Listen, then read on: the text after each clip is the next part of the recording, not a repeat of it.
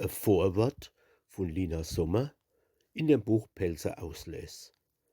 Geboren bin ich, laut da von Anna Scheu, am 8. Juli 1862 in Speyer, und zwar in selben Haus in der Herdgass, das wo jetzt das katholische Vereinshaus ist. Sellemals allerdings hat's noch meine Eltern gehört. Und wir Kinder haben dort so eine schöne Jugendzeit verlebt, dass ich sozusagen heut noch dran suckel. Mein Vaterpelzer Dialekt habe ich mir von unserem Personal auf der Gass, in der Schule in Speyer und dann in Edekobe geholt, wo ich alle Jahr bei meinen Großeltern ans die Ferien durchgesungen, durchgesprungen und durchgejubelt hab. Daheim, im Elternhaus, habe ich nicht viel Dialekt. Gassendeutsch hat meine Mutter als gesagt, sprechen dürfen.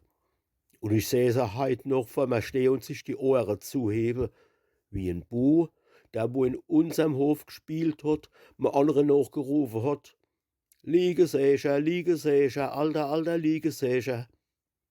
Mehr selber ist unser Dialekt zum Glück und zum Segen geworden. Wie mir's Leben später, weit ab von der Heimat, viel Herzeleid und schwere Sorge gebracht hat. Wie hab ich mich do als angeklammert und aufgericht, wann ich so ein echt Pelzer Wort gehört oder gelesen hab.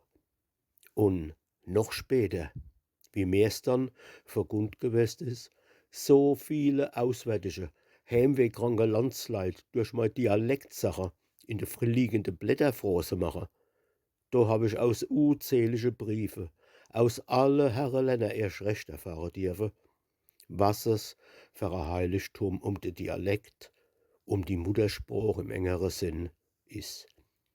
Drum wollen wir sie auch hoch und heilig halten, zu Erb und Eige, im Gedenke an die, wo sie uns hinterlassen haben. Lina Sommer.